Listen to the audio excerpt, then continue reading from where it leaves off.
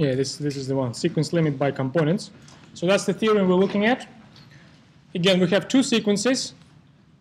We have one sequence, xn, and the limiting point x. Each of them I gave names to components of. Here the components of xn sequence. Here's the components of x, limiting point. Here I need two indices. Just pay attention again. M, Mary, stands for the dimension index. N, Nicholas, stands for the sequence index. So the theorem says, rather than computing the limit of a sequence, you can compute the limit of components, and that is the equivalent things.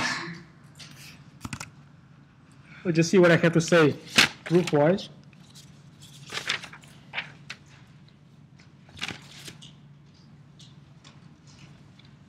Okay. First we go forward proof. You right, guys? Okay. So we take this definition of a limit, and we use one of the results we established yesterday. We're going to restate this in terms of the distance sequence. So we say this one implies that the limit of a distance sequence is 0. And you see, I'm choosing the particular choice of a metric, d infinity metric, not Euclidean one, because d infinity is better here. It works better. And we can do that because, remember, yesterday we established that limits, the way we define them, they're independent of a metric which is used in the definition. And it's my choice right now of using d infinity. Now, look what it tells, it tells me. D infinity, I'm just reminding you what d infinity is. That's how we compute the d infinity. It's a max of a difference of components. Components of xn sequence, they are right here. Components of x sequence, they are right here. And altogether we have m components, m for Mary. Now, because max, that's the nature of max, it always dominates the component, the actual values which produce the max. So I can say this. Each individual difference, it is controlled by the max. It is controlled by the d infinity number. That's the nature of max. And look what we're having now. We're having sandwich principle, isn't it? Remember, in the theorem, our objective, if we go forward, implication, our objective to establish these limits. These are numerical limits.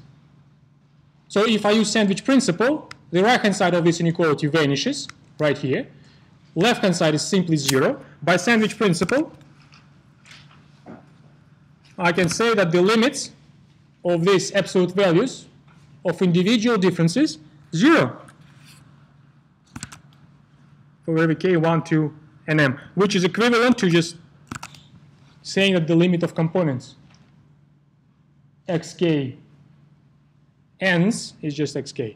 And we finished our forward implication. We started with this side, and we concluded this side. I told you I love this proof because you see how beautifully we use, how in a smart way we use these metrics things, our equivalence theorems from yesterday. We chose a particular metric which was useful, which was helpful here, and we use that to our advantage. Let's just see what I have to say in relation to the reverse implication. So we start now with the individual components of the limit. So now we're assuming that components are converging individually. Again, I'm going to choose a metric, but this time, different metric. Look at this. Oh, first I interpret this in terms of the absolute value, so I'm just making this step backwards, this step again. For every k from 1 to an m. Now look what I'm going to do. I'm going to use d1 metric. It's now the extreme metric. There was infinity on one side. Now I'm going to use the d1. It's not the extreme of my family of metrics. Look at this. d1 is just, if you remember the definition, there was p there, but when p is 1, it's just sum of the absolute values. As simple as this. It's a d1 metric. Now what can I say now about the d1 metric? Because I have this, and that is true for every k from 1 to m.